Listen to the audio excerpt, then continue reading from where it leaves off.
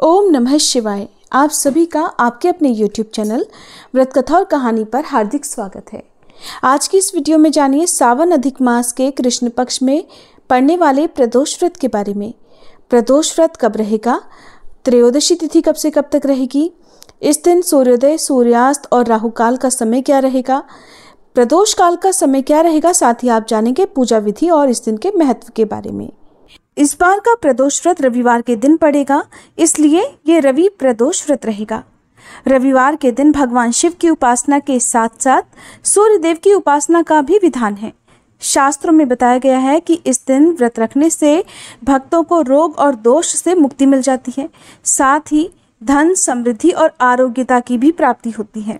भगवान शिव की पूजा करने का आज के दिन जो सबसे शुभ मुहूर्त होता है वो होता है प्रदोष काल का समय। प्रदोष काल के समय में ही शाम की पूजा करके फिर उसके बाद अपना उपवास खोलना चाहिए। प्रदोष व्रत रखने वाले भक्तों को इस दिन सुबह जल्दी उठकर स्नान आदि से निवृत्त होने के बाद घर में और मंदिर में गंगा जल छिड़कना चाहिए। हो सके तो आसपास के शिव मंदिर में जाकर पूजा करनी चाहिए। यदि संभव ना हो तो घर में भी आप पूजा कर सकते हैं। सुबह भगवान शिव का अभिषेक करके चंदन का तिलक लगाकर भगवान को सफ़ेद पुष्प अर्पित करके फिर माँ पार्वती जी की पूजा करके माँ पार्वती जी को सिंदूर का तिलक लगाकर उन्हें लाल पुष्प अर्पित करके धूप दीप जलाकर ओम नमः शिवाय मंत्र का जाप करना चाहिए। इस दिन नंदी बैल सहित पूरे शिव परिवार की पूजा जरूर करनी चाहिए। फिर व्रत की कथा पढ़नी और सुननी चाहिए। फिर शिव चालीसा का पाठ करके आरती करके सबसे अंत में क्षमा याचना करके अपना व्रत प्रारंभ करना चाहिए। दिन भर व्रत रखने के बाद शाम को प्रदोष काल के समय से पहले एक बार फिर से स्नान आदि से निवृत्त हो जाना चाहिए। फिर आसपास के शिव मंदिर में जाकर शिवलिंग का अभिषेक करना चाहिए। ऐसा संभव ना हो तो फिर आप घर पर भी पूजा कर सकते हैं।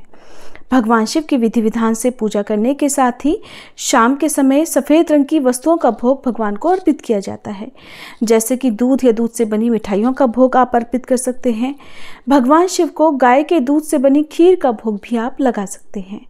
आज के दिन आप भगवान को अबीर गुलाल अर्पित करें। ध्यान रखें कि भगवान शिव की पूजा में केतकी के फूल या फिर तुलसी पत्र का प्रयोग नहीं होता है। शिवलिंग की आधी परिक्रमा ही की जाती है, इस बात का आपको ध्यान रखना है।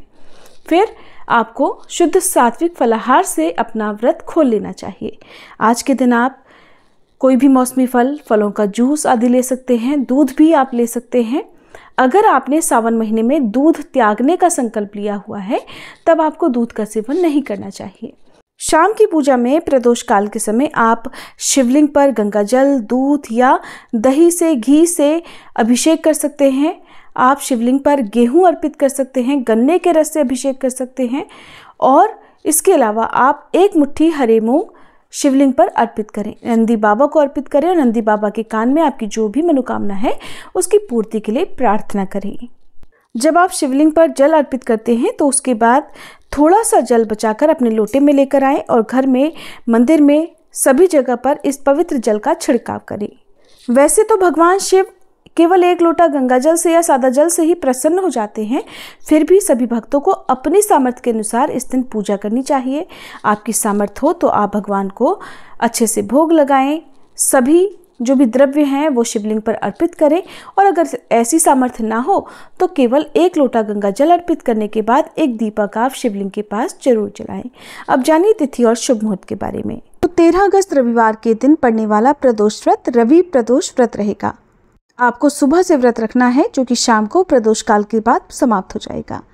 त्रयोदशी तिथि प्रारंभ होगी 13 अगस्त रविवार की सुबह 8:21 से और समाप्त होगी 14 अगस्त सोमवार की सुबह 10:25 पर। इस दिन सूर्योदय का समय सुबह 6:06, सूर्यास्त शाम 7:02 पर रहेगा। ब्रह्म मुहूर्त सुबह 4:29 से 5:17 तक रहेगा। अभिजीत मुहूर्त दोपहर 12:06 से 12:57 तक रहेगा। राहु काल जो कि अशुभ मुहूर्त होता है शाम 4:30 बजे से लेकर 6 बजे तक रहेगा। अब जानिए प्रदोष काल के समय के बारे में। 13 अगस्त रविवार को प्रदोष काल का समय रहेगा शाम 6:17 से लेकर 7:47 तक। आपको शाम की पूजा इसी शुभ मुहूर्त में करनी है और इसके बाद अपना उपवास आप खोल सकते हैं। अगर ये जानकारी आपको अच्छी लगी हो तो प्लीज़ वीडियो को लाइक करना मत भूलिएगा।